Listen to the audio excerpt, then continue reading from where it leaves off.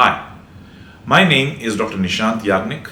I'm a neurosurgeon, a writer, and philosopher, and I want to tell you why the emotional fight is the greatest fight of our lives.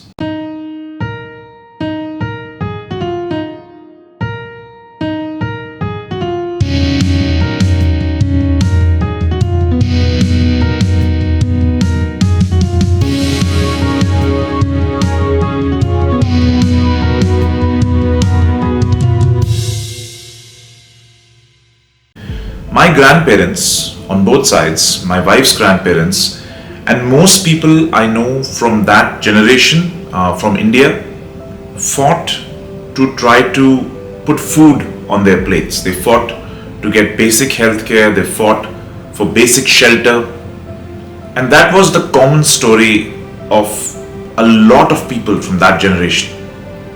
Coming to my parents' generation, they fought to educate themselves well. They fought to buy a house, they fought to buy a car and give a decent education to us, their children. That was essentially the story of the fight for everyone in that generation. But from our generation, and even more so from the generation coming after me, the fight is very different. We have a fight to make our dreams come true.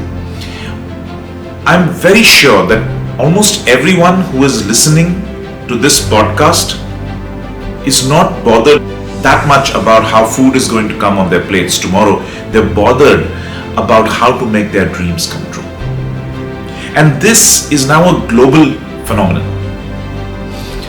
Because of how information is now shared across the world, I know that someone from Iceland might be making a YouTube video and I am hearing his story, and that person is probably hearing mine.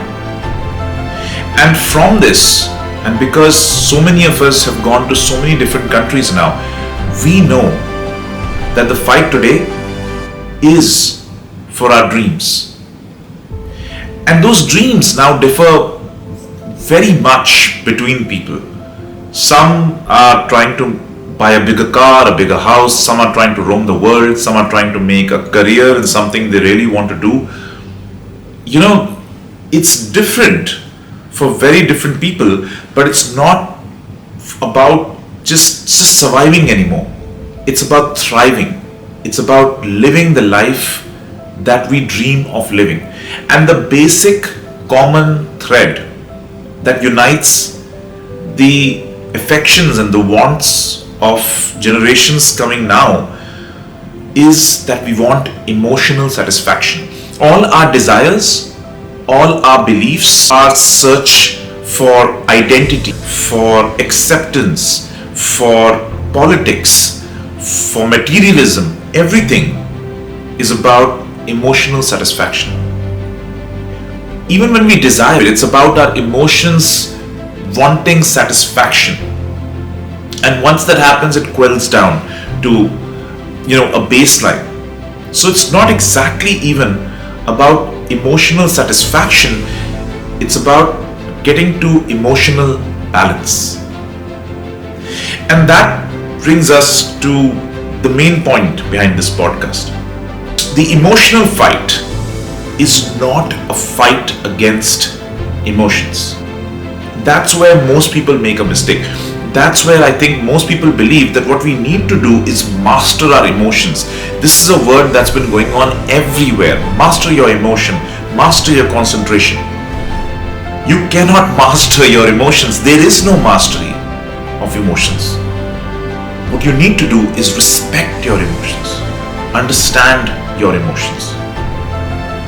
Because mastering emotions is somehow people's belief that you can suppress your emotions. You can feel a different way than what you're feeling. When from a lot of years of practice, I've realized you can't change the way you're feeling. You can only change the way you act based on your feelings. And that is the beginning of respecting your emotions. Understanding that this beautiful brain of yours is something that possesses emotions for a reason.